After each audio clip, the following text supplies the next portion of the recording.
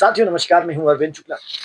आज भी आपको इस बात को तो समझते ही है कि अंग्रेजों ने भारत को बदनाम करने की कितनी कोशिशें की है ना। और बाकी जो आक्रांताएं है उन्होंने तो भारत को बहुत नष्ट करने की कोशिश की है। लेकिन आज मैं बात करूंगा भारत के संदर्भ में। साथियों, भारत में जो है ना बहुत बड़े बड़े वैज्ञानिक हुए हैं, लेकिन उनकी जो बात की जाती है वो बहुत कम स्तर पर आंक करके की जाती है। भारत ने दुनिया को बहुत सारी चीजें दी है ना, जिसके आधार पर आज दुनिया बड़ी बड़ी वैज्ञानिक खोजें कर रही है। उनमें से सबसे बड़ी भूमिका रहती है, वो रहती है अंक गणित की। साथियों, पहले जो है पूरी दुनिया में कहीं भी अंक गणित नहीं होता था। हालांकि भारत में भी प्रारंभ में अंक गणित जैसी चीज नहीं प्रचलन में थी।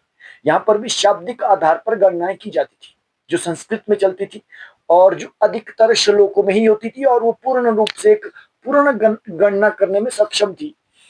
जैसे हम लोग सुनते थे कि पंच पांडवाः, या फिर शतम कौरवाः, है ना, या फिर सहस्त्र रूपम।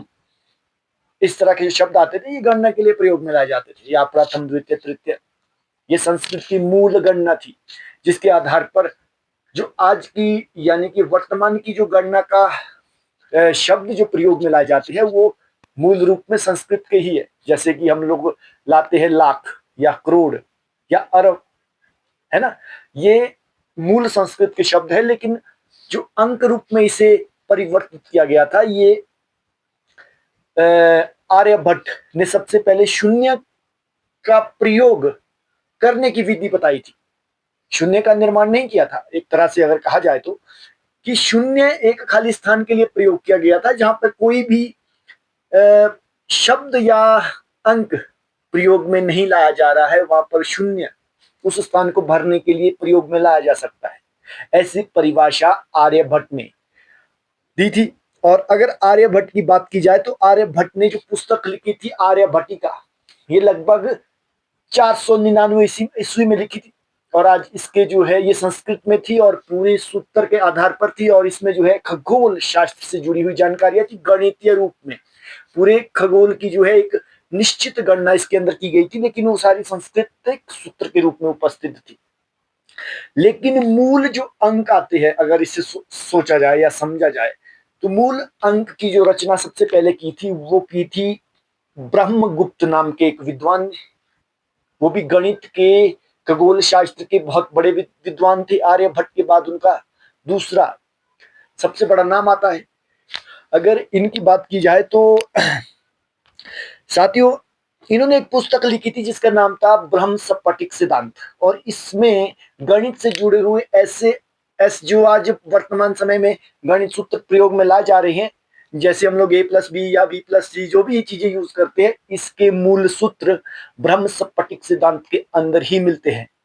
और यहीं से सबसे पहले गणित का अंक शास्त्र शुरू होता है, और अंक की जो प्रक्रियाएं शुरू होती है वो इसी और इन्हीं ने, जिन्हें ब्रह्मगुप्त के नाम से जाना जाता था, और इनकी जो रचना थी वो लगभग 628 ईस्वी के आसपास हुई थी।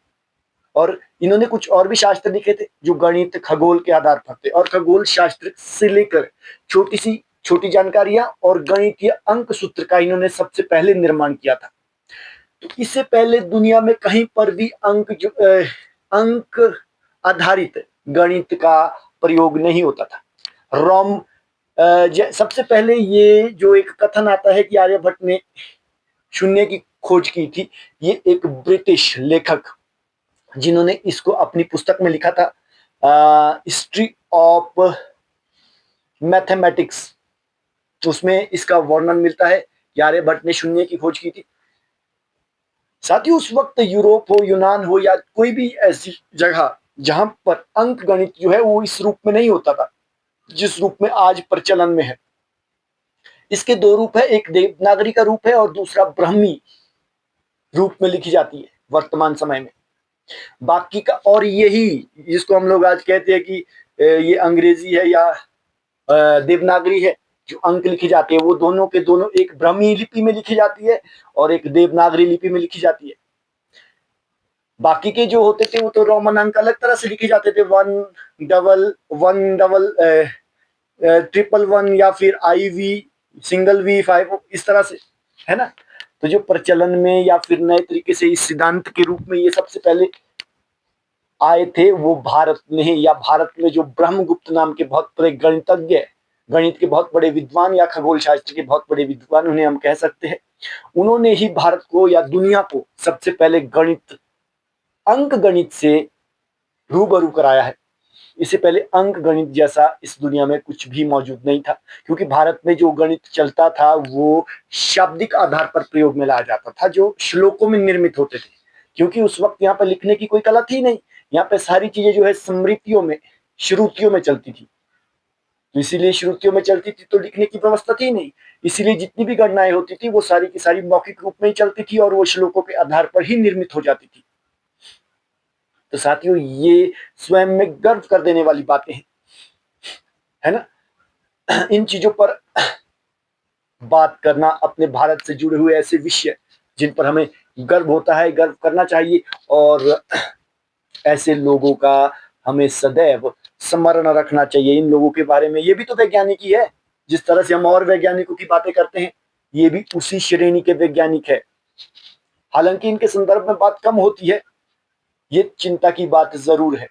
इसीलिए ऐसे हमारे देश के जो प्रमुख वैज्ञानिक लोग रहे हैं उनके बारे में बात जरूर होनी चाहिए, उनको लेकर के भी विशेष बड़ी चर्चाएं होनी चाहिए, ताकि ये हमारे समाज में हमेशा जीवित रहें, क्योंकि इन्होंने हमारे लिए और पूरी दुनिया के लिए जो चीजें दी है वो अकल्पनीय है ना।